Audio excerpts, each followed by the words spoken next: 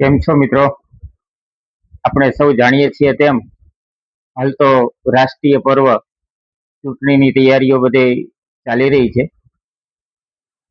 ઉમેદવારો મત માંગવા આવતા હશે, પણ એ ચૂંટણી અને પરિણામો પૂર્ણ થયા બાદ ખૂબ જ થોડા સમયમાં વસ્તી ગણતરી શરૂ થવા જઈ રહી છે.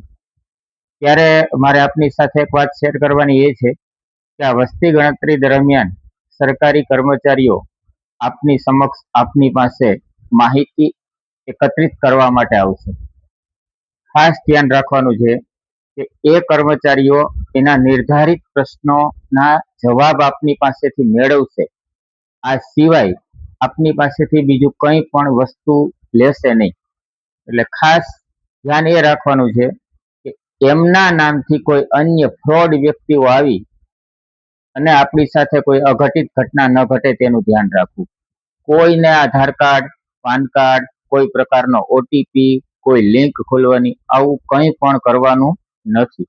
તે લોકો આવું કંઈ પણ માંગતા નથી, એને આવી કોઈ વસ્તુની જરૂર નથી. વોટ્સએપ કે વિડીયો કોલિંગ મારફતે આવા કોઈ પણ ફોટો કે કોઈ પણ વસ્તુ, કોઈ પણ વ્યવહાર કરવાનો થતો નથી. એ માત્ર ને માત્ર એના નક્કી કરેલા પ્રશ્નો આપણને પૂછશે, આપણે એમના જવાબ આપવાના છે. ઇનફ.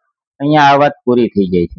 એટલે ખાસ ધ્યાન રાખવું. ખાસ કરીને ઘરમાં તમે ના હો અને માત્ર સિનિયર સિટીઝન એકલા ઘરે હોય ત્યારે તેમને પણ ખાસ સૂચના આપવી કે કોઈ પણ પ્રકારની માહિતી, આવી માહિતી શેર કરવાની નથી થતી. ફક્ત તેમના પ્રશ્નોના જવાબ આપવાના છે.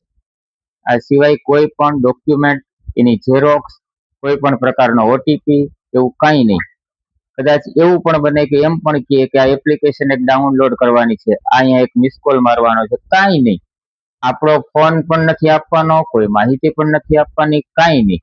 એને ફક્ત એટલું જ કહેવાનું છે કે જે કાંઈ પ્રશ્નો આપને પૂછવાના થતા હોય પૂછો, મારી ધ્યાનમાં, મારા જ્ઞાન મુજબ હું સાચા જવાબ આપીશ. આ વસ્તુનું ખાસ ધ્યાન રાખવું, કારણ કે ગઠિયાઓ છે, એક વિકલ્પ બંધ થાય તો બીજા 13 ગોતી લે છે. માટે આપણે હંમેશા સતેજ રહીએ, સજાગ રહીએ. ધન્યવાદ.